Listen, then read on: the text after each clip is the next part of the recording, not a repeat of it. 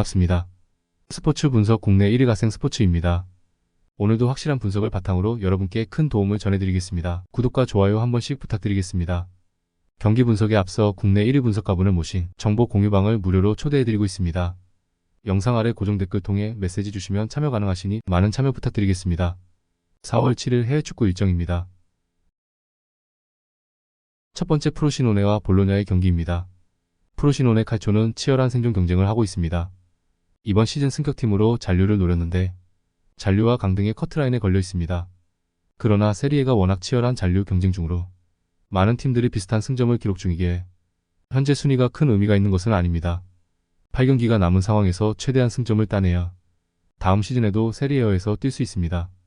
4위 팀인 볼로냐 상대로는 수비에 치중하며 승점 추가를 노릴 것입니다. 볼로냐 FC는 살레르니타나를 제압하며 이제 3위 역전을 노리고 있습니다. 로마와 아탈란타, 라치오 등 챔스권 팀들을 모두 밑으로 두고 있고 유벤투스와의 승점 차이를 이전까지 좁혔습니다. 이번 시즌 유럽에서 라리가의 지로나와 더불어 가장 놀라운 성적을 내고 있는데 좀처럼 상승세가 꺾이지 않고 있습니다. 오솔리니와 셀레메이커스, 퍼거슨 등 2선 공격수들의 시너지가 대단하고 오드가르트도 엄청난 존재감입니다. 부상 중이던 주전 공격수 지르크지도 돌아왔습니다. 프로시노네는 소울레와 헤이니에르 등 기회를 골로 연결할 공격진이 있습니다. 그러나 브레시아니니의 중원 존재감이 약해지며 최종 수비 보호가 되지 않고 있습니다. 프루어가 안정적으로 공격 전개를 하며 오솔리니와 지르크지에게 좋은 기회를 만들어줄 볼로냐가 승리할 것입니다. 그러므로 이 경기는 볼로냐의 승리와 언더를 추천드립니다. 다음으로 AC 몬차와 나폴리의 경기입니다. AC 몬차는 지난 라운드에서 토리노에 패하며 상위권 추격에 제동이 걸렸습니다. 난적 상대로 수비 위주로 나선 경기였는데 중앙 미드필더로 나섰던 페시나의 퇴장 이후 생긴 수적 열세가 아쉬웠습니다. 그래도 최근 5경기에서 3승을 따내는 등 시즌 중후반 페이스는 나쁘지 않습니다. 8위를 달리던 나폴리와의 승점 차이도 3점에 불과하기에 한 두 라운드 결과에 따라 순위 상승도 가능합니다. 나폴리는 지난 라운드 홈경기에서 아탈란타에 충격적인 패배를 당했습니다. 한 경기를 빠졌던 오시멘이 돌아오는 등 풀핏으로 나선 경기였는데 공수에서 상대에 압도당했습니다. 그로 인해 3경기 연속 승리를 챙기지 못하며 중위권 팀들에게 추격당했습니다. 때문에 이번 라운드 결과가 중요하고 전력을 다해야 합니다. 지엘린스키와 로보트카 안기사 등 그들이 가장 좋았을 때의 중원 조합을 가동해 원정승을 노릴 것입니다. 몬차는 비슷한 팀 상대 성적은 좋습니다. 그러나 상위권 팀 상대 성적은 다소 아쉬운 게 사실입니다. 중원에서 공격 작업을 책임지는 페시나의 결장도 감안해야 합니다. 로보트카와 안기사가 안정적으로 중원을 지켜내며 주도권을 내주지 않을 것이고 논지와 폴리타노가 최전방과 측면을 오가며 오시멘을 지원할 나폴리가 승리할 것입니다.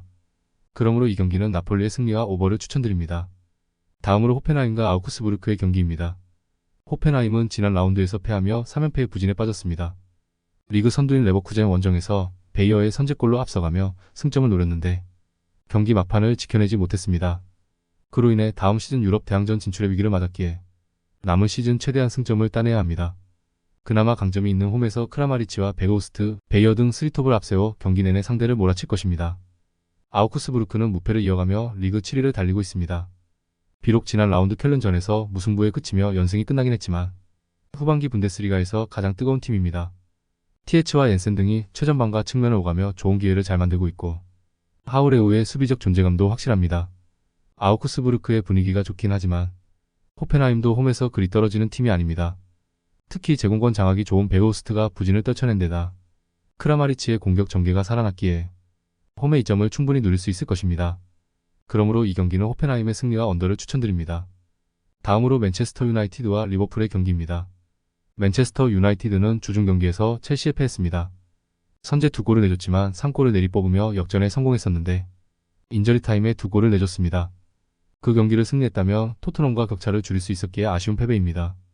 그래도 우승의 캐스팅 보트를 쥔 팀이자 유럽 대항전 출전을 노리기에 이 경기에 전력을 다할 것입니다.